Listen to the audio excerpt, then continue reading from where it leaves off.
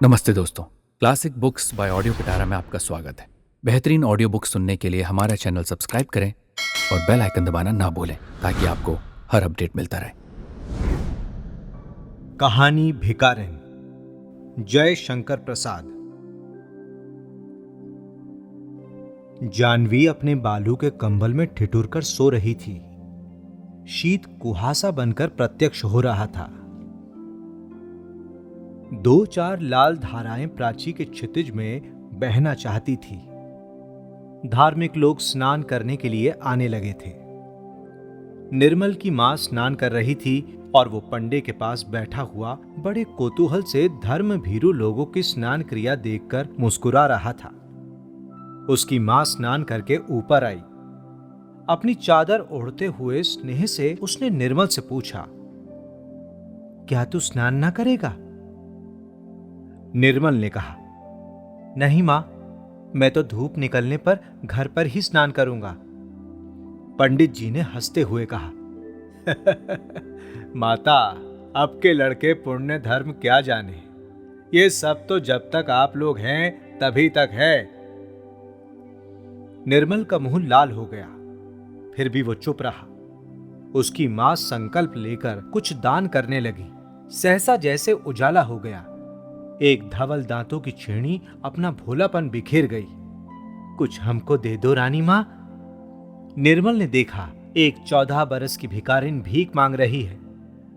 पंडा जी झल्लाए, बीच ही में संकल्प अधूरा छोड़कर बोल उठे, चल हट।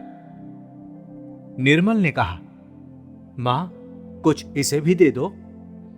माता ने उधर देखा भी नहीं, परंतु निर्मल ने उस जीर्ण मलिन वसन में एक दरिद्र हृदय की हंसी को रोते हुए देखा। उस बालिका की आंखों में एक अधूरी कहानी थी। रूखी लटों में सादी उलझन थी और बरौनियों के अग्रभाग में संकल्प के जलबिंदु लटक रहे थे। करुणा का दान जैसे होने ही वाला था। धर्म परायण निर्मल की मां स्नान करके निर्मल के साथ चली। भिखारिन को अभी आशा थी, वो भी उन लोगों के साथ चली। निर्मल एक भावुक युवक था। उसने पूछा, तुम भीख क्यों मांगती हो? भिखारिन की पोटली के चावल फटे कपड़ों के छिद्र से गिर रहे थे। उन्हें संभालते हुए उसने कहा, बाबूजी, पेट के लिए। नौकरी क्यों नहीं करती? मां, इसे अपने यहां रख क्यों नहीं लेती हो? धनिया तो प्राय आती भी नहीं। माता ने गंभीरता से कहा, रख लो। कौन जाती है, कैसी है, जाना ना सुना, बस रख लो। मां, दरिद्रों की तो एक ही जाति होती है। मां झल्ला उठी और भिखारिन लौट चली। निर्मल ने देखा जैसे उमड़ी हुई मेघमाला बिना बरसे हुए लौट गई। उसका जी कचोट उठा। विवश था, माता के साथ चला गया। सुनेरी निर्धन के धन राम सुनेरी, भैरवी के स्वर पवन में आंदोलन कर रहे थे। धूप गंगा के वक्ष पर उजली होकर नाच रही थी। भिखारिन पत्थर की सीढ़ियों पर सूर्य की ओर मुंह किए गुनगुना रही थी। निर्मल आज अपनी भाभी के संग स्नान करने के लिए आया है। गोद में अपने 4 बरस के भतीजे को लिए वो भी सीढ़ियों से उतरा। भाभी ने पूछा, निर्मल, आज क्या तुम भी पुण्य संचय करोगे? क्यों भाभी, जब तुम इस छोटे से बच्चे को इस सर्दी में नहला देना धर्म समझती हो, तो मैं ही क्यों वंचित रह जाऊं?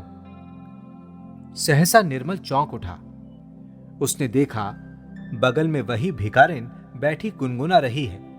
निर्मल को देखते ही उसने कहा, बाबूजी, तुम्हारा बच्चा फूले फले, बहू का सुहाग बना रहे, आज तो मुझे कुछ मिले। निर्मल अप्रतिभ हो गया। उसकी भाभी हंसती हुई बोली, दूर पगली। भिखारिन सहम गई। उसके दांतों का भोलापन गंभीरता के पर्दे में छिप गया। वो चुप हो गई। निर्मल ने स्नान किया। सब ऊपर चलने के लिए प्रस्तुत थे। सहसा बादल हट गए। उन्हीं अमल धवल दांतों की छेड़ी ने फिर याचना की, बाबूजी, कुछ मिलेगा?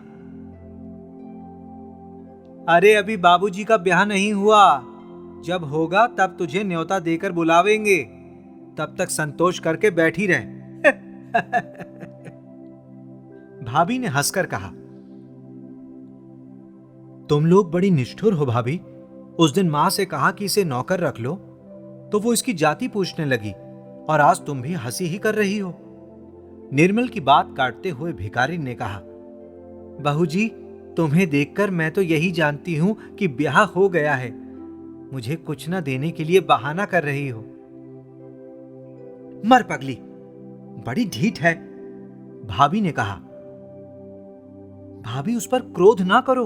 वो क्या जाने, उसकी दृष्टि में सब अमीर और सुखी लोग विवाहित हैं। जाने दो, घर चलें? अच्छा चलो, आज मां से कहकर इसे तुम्हारे लिए टहलनी रखवा दूंगी।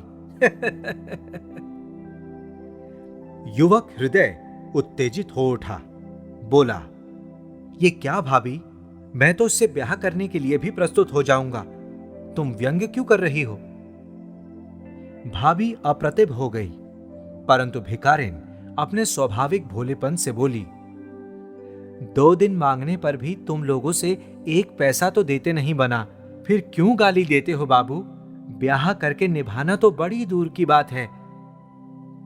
भिखारिन भारी मुंह लिए लौट चली।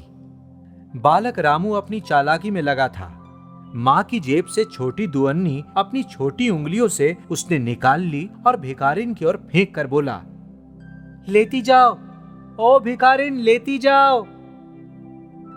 निर्मल और भाभी को रामू की इस दया पर कुछ प्रसन्नता हुई, पर वो प्रकट न कर सके, क्योंकि भिखारिन ऊपर की सीढ़ियों पर चढ़ती हुई गुनगुनाती चली जा रही थी, सुनेरी निर्धन के धन राम। दोस्तों, आपको ये कहानी कैसी लगी हमें ज़रूर बताइएगा। लाइक और कमेंट कीजिए और अपने दोस्तों के साथ ये कहानी ज़रूर शेयर कीजिए। Thank you so much. Audio पिटारा सुनना जरूरी है।